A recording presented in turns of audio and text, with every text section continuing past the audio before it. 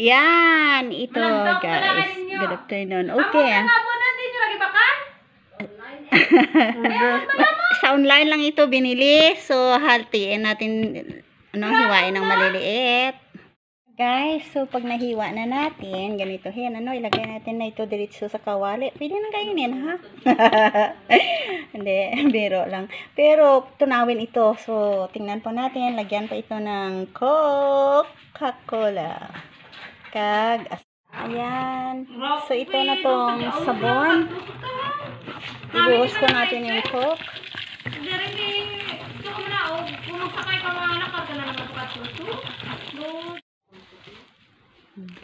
Okay.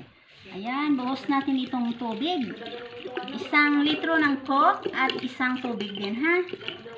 So, isa lang natin ito at tunawin hanggang sa lumapot siya. Kapag lumapot, pinakalas ay yung tubig na may asin naman. Ayan. Okay, sige. Ito yung 2 tablespoon ng salt at 1 cup of water, ha? Dissolve po yan at lagay natin naman. Ayan, ito na yung natapos natin na pagkulo. Ilagay na po natin kaya dito. Tingnan natin, ha?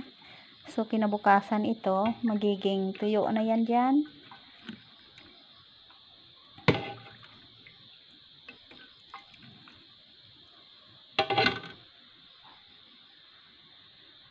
Ayan, ito na yung natapos natin na pagkulo. Ilagay na po natin kaya dito. Tingnan natin, ha? So, kinabukasan ito, magiging tuyo na yan dyan.